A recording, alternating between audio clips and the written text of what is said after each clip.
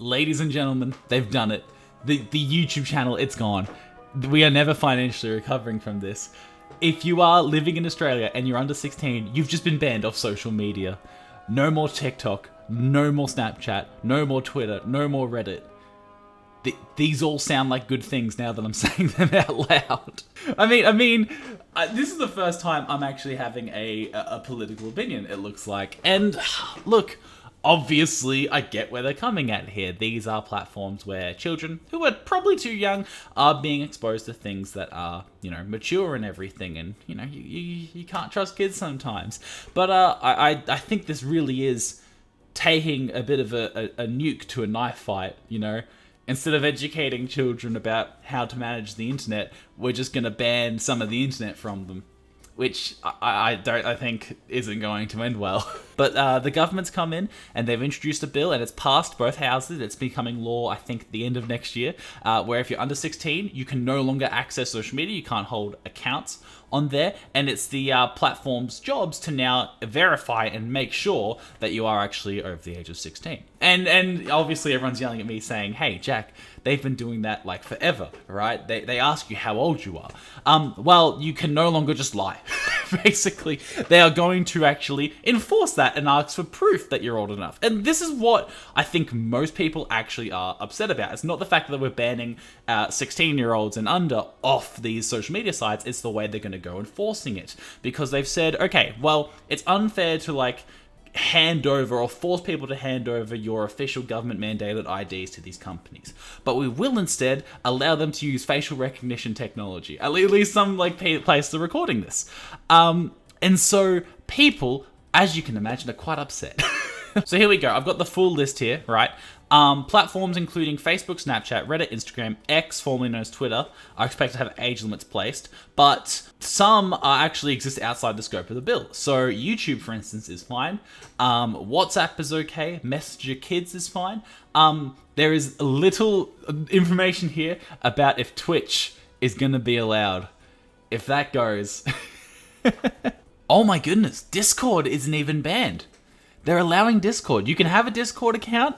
That is good news. Look, I think I'm not alone in saying that while this rule that they've come in has good intentions behind it with protecting kids, I think that it's quite misguided and it's a little bit too optimistic.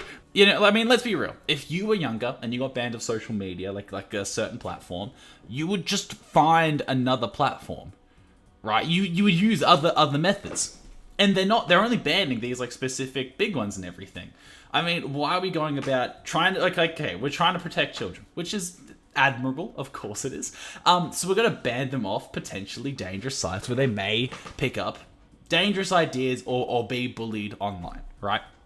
But instead of teaching them and educating these children about, digital safety and IT skills and the support line and all that kind of stuff, right? Instead of educating them, we're going to ban them until they're 16, right? And at which case, if they have been following this law, they've then never had exposure to these platforms and, know how to reasonably deal with them, right? And I suppose the argument there is, as well, they're more mature at that point. Right? But for those who don't actually follow this rule, you're just putting them in more danger. It seems a little crazy. It really does just feel like it's complete overkill for the sake of it, right? And Australia really does get branded as a bit of a nanny state sometimes. Our classifications board is prime example of that. There have been so many times where what Australia will do, right, especially for video game releases, this happened to South Park, I think it happened to GTA and a few others, right? The original, I actually think Fallout 3 got hit with this, right? What they'll do, the Australian Classification Board, is that they'll just refuse to classify a game, which means legally it can't be sold because it doesn't have a classification. So if you're doing something that's, naughty no-no, for instance, I think Fallout got told off because they had the word morphine in one of their drugs, and basically in Fallout they said, well, if you're using this and it's only giving you positive effects, that's the same as encouraging, drug addiction and drug use and everything, right?